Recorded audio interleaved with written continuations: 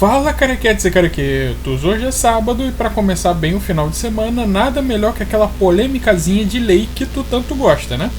Portanto, hoje o Kelvinson traz até vocês o seguinte assunto: lacração no entretenimento é algo atual, de uns 10 anos pra cá, ou ela já existe há algum tempo? Então, é claro, agora é a tua vez de provar que tu não lacra e ajudar esse careca politicamente incorreto, deixando um like, um comentário, se inscrevendo e clicando no sininho. Ou então, eu e meus carequetes vamos te cancelar. Vai! Pessoal, pode atacar esse cara aqui. Na rede social, semana que vem você vai me ver. Tô falando sério. Tineratos, pode vir em cima desse cara.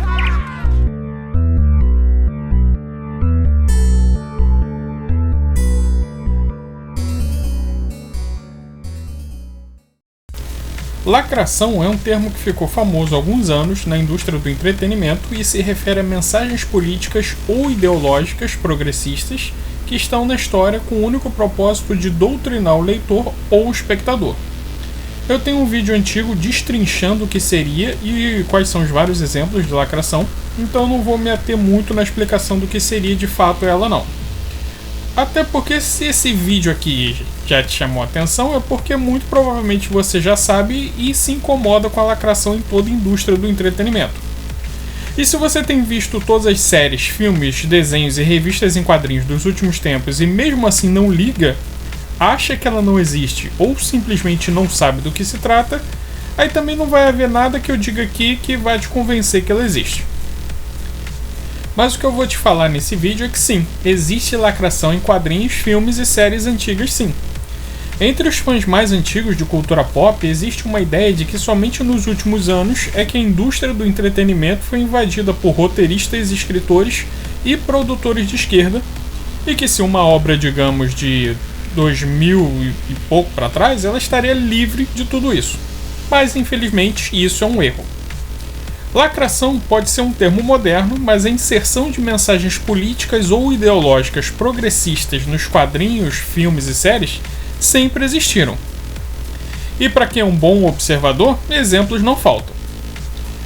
Nos anos 80, a indústria dos quadrinhos sofreu um grande impacto quando Dennis O'Neil e Neil Adams inseriram algumas das primeiras críticas políticas nas histórias do Lanterna Verde. Hal Jordan é um policial espacial e suas aventuras sempre se limitavam a fazer seu trabalho, que é prender bandido, seja da Terra ou do espaço.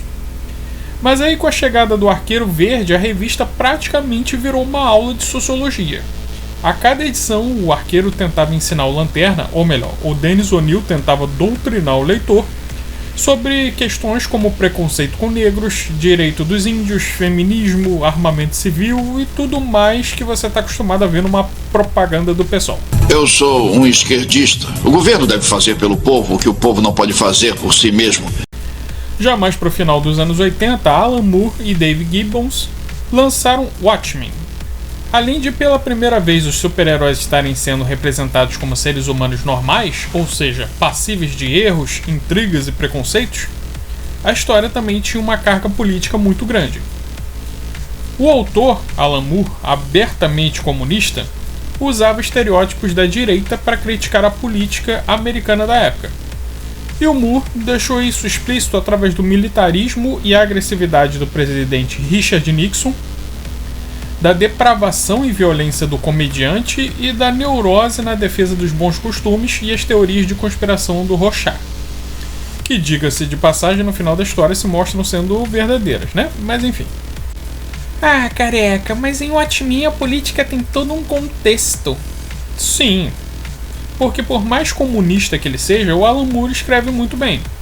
Ele é um cara que prefere usar sutileza, diferente do O'Neil que joga toda a política na sua cara.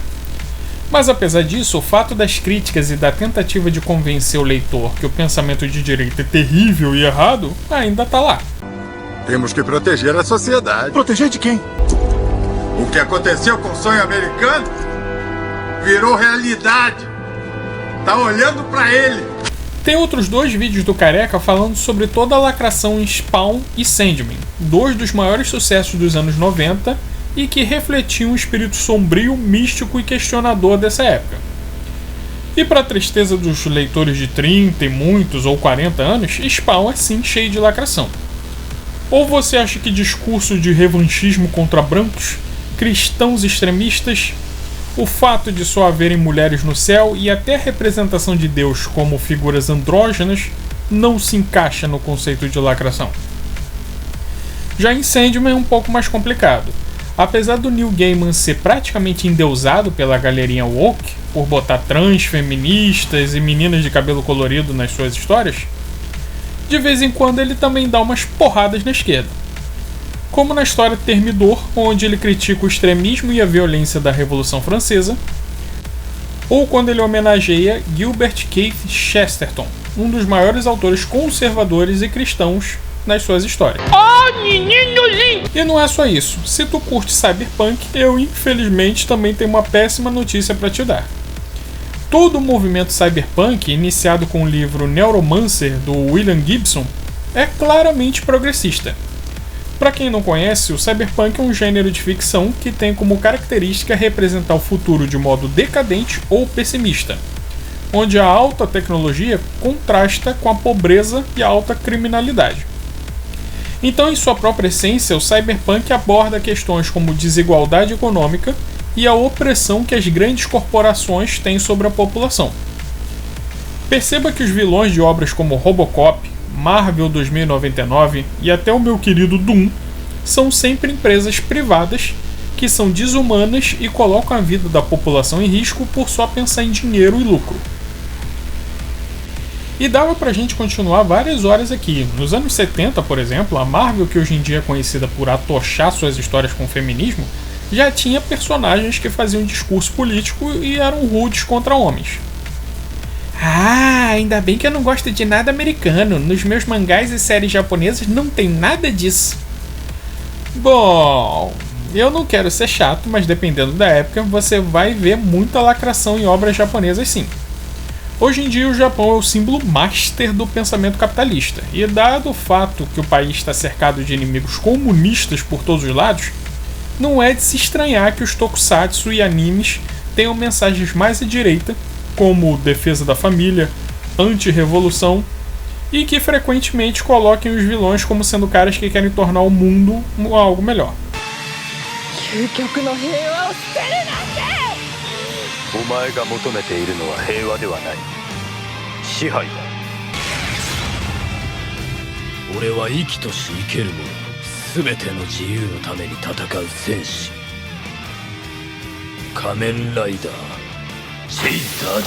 Mas se você olhar obras dos anos 70 ou 60, um período onde havia um movimento de esquerda muito forte no Japão, você vai ver uma cacetada de críticas ao capitalismo, corporativismo, nacionalismo e até pautas que tu jura que são modernas. Mano, tem filme em preto e branco sobre movimentos de esquerda revolucionários no Japão e até sobre o dia a dia de travestis japoneses.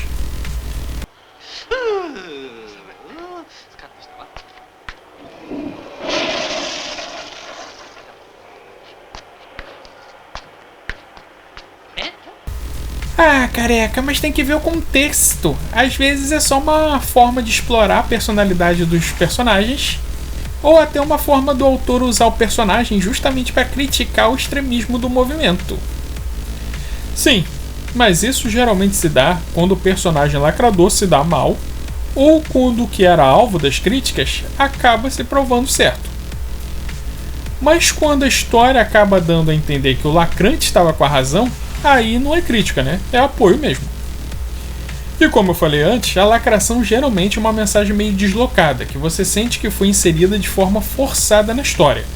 Mas mesmo quando existe um contexto e uma razão de ser para o personagem estar ali, o autor pode sim estar usando a sua obra para espalhar uma mensagem política.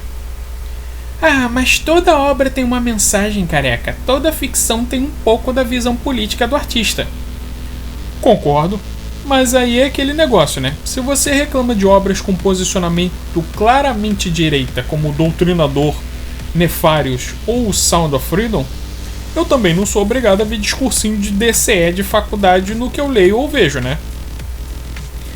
Então como faz, carex? Então praticamente tudo tem lacração? Não tem pra onde fugir? O meio artístico é sim mais inclinado ao progressismo. E isso já vem lá de trás da época do Iluminismo, quando a ideia de que artistas, músicos e filósofos que se opunham à igreja e ao pensamento vigente da época eram super inteligentes e tal. Então, desde o século XVIII existe essa visão que o cara que se dedica às artes é um questionador, um cara que está acima da massa, que vai contra a maré. Mas isso não significa que todo santo artista é progressista. O Careca acabou de lançar um vídeo falando sobre roqueiros de direita, por exemplo. E nos quadrinhos, caras como Steve Ditko, Chuck Dixon e Bill Willingham são abertamente direitistas. Geralmente, quadrinhos americanos do período da Guerra Fria, principalmente nos anos 60, têm a tendência sim de ser bastante anticomunistas.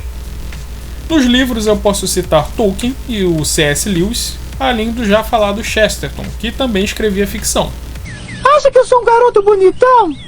Além de coisas clássicas como mitologia ou obras pré-iluminismo e Revolução Francesa.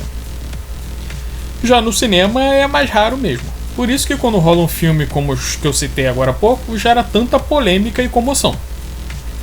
O pior é que o público tá sim querendo obras sem lacração, mas isso vai contra os objetivos dos estúdios e de quem financia os estúdios.